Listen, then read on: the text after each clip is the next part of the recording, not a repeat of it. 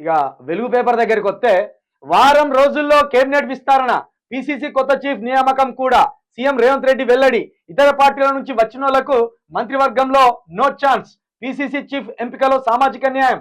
3 రోజుల్లో రుణమాఫీపై guide lines. గత ప్రభుత్వం ఇచ్చిన 75,000 కోట్ల రైతు బంధులో 25,000 కోట్ల 25,000 కోట్లు ధనవంతులకే. జిల్లాలు మండలాల డిలిమిటేషన్ పై త్వరలో కమిటీ. బీసీ కమిషన్ లో కొత్త సభ్యుల నియామకం తర్వాతే కులగణన.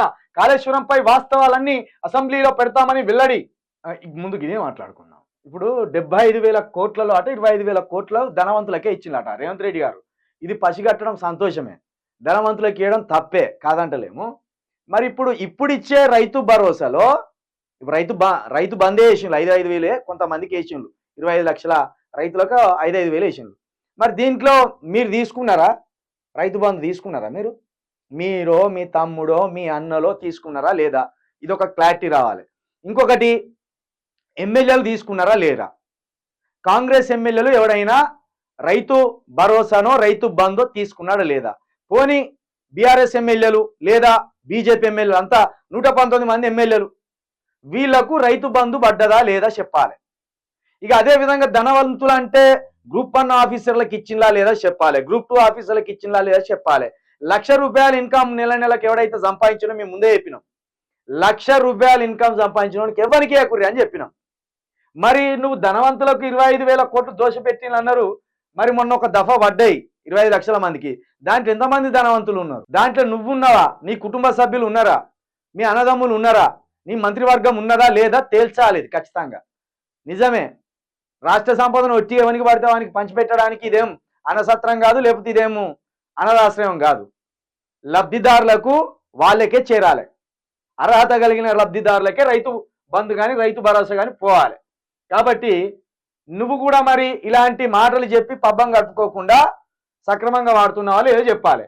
ఇక మంత్రివర్గ విస్తరణకు నో ఛాన్స్ అని ఇలా రాసింది. ఇది ఇతర పార్టీల నుండి వచ్చిన వాళ్ళకు. ఇతర పార్టీల నుండి వచ్చిన వాళ్ళకంటే కడియం సిఆర్కి బొక్కబడ్డట్టే. కడియం సిఆర్ బీఆర్ఎస్ నుండి ఎగేసుకొని ఉరికితివి. ఇప్పుడు ఇలా రాసిందిగా మరి మంత్రివర్గం ఇతర పార్టీల నుండి వచ్చిన వాళ్ళకు మంత్రివర్గంలో నో ఛాన్స్ అట. మంచి మాట అన్నారు. ఇది కూడా మంచి మాట. ఈ సిగ్గుదప్పిన విధవాలు పార్టీ మారేదే మంత్రి పదవుల కోసం, లేదా ఇక్కడ ఇప్పుడు అధికార పార్టీలో ఉంటే 4 దందాలు చేయవచ్చు, 4 కాంట్రాక్టులు తెచ్చుకోవచ్చు, 100 కోట్లు సంపాదించుకోవచ్చు అని ఈ ఆశతోటి పోతారు. లేదా కబ్జాలు పెట్టినాయి బయటికి రాకుండా, అక్రమాలు బయటికి రాకుండా, అన్యాయాలు బయటికి రాకుండా వాని నేరాలు కాపాడుకోవచ్చు అని ఇట్లా వస్తారు. ఇట్లా 3 రకాల ఆలోచనలతోటి వస్తారు. మంత్రి పదవులో, లేకపోతే డబ్బుల కోసమో, లేకపోతే కాంట్రాక్టర్ల కోసమో, లేకపోతే నేరాలకు పాల్పడితే దాచుకోవచ్చాను. కాబట్టి కడియం సిఆర్కి మంచి రాడ్డే పెట్టిందా. కడియం సిఆర్కి కావచ్చు, ఎవడెవడైతే మారిండో పోచారం శ్రీనివాసు, లేకపోతే ఆయన ఖైరతాబాద్ ఎమ్మెల్యే దానం నాగేందరు, ఈ కాలే యాదయ్య, వీళ్ళందరికీ తెడ్డు చూపించిండు రేవంత్ రెడ్డి. ఇక ఈ కాలే యాదయ్య ఉన్నాడు, ఈ సిగ్గులేని విధవ వీడు. ఎందుకంటున్నానంటే కాంగ్రెస్లోకి కాలే యాదయ్య, చేవెళ్ళ బీఆర్ఎస్ ఎమ్మెల్యే కాలే యాదయ్య కాంగ్రెస్లో చేరారు.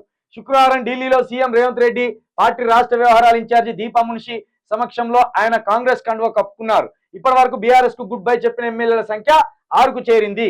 ఏమన్నాడు తెలుసా? మొన్ననే కేసీఆర్ గిట్నే కూర్చున్నాడు, నాకు విలువలు ఉన్నాయి, నాకు ఉలువలు ఉన్నాయి, నాకు కార్యాలు ఉన్నాయి, నేను పార్టీ మారను, చచ్చిపోయేదాకా కేసీఆర్ తోటి వెంట నడుస్తా అన్నాడు. ఆ వీడియో ఉన్నది. అది నాకు విలువలు ఉన్నాయి, నేను విలువలు తప్పేటోని కాదు, ఇట్లా మాటలు మాట్లాడిండు.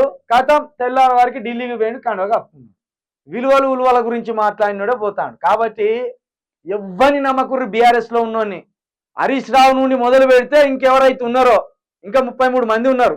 6 పోయినలాట, ఇంకా 33 మంది ఉన్నారు. ఈ 33 మందిలో ఎవడెప్పుడు గోడ దునికే తెలియదు. దీంట్లో ఒకడు సక్కం పోస కాదు, ఓడు చెడ్డోడు కాదు.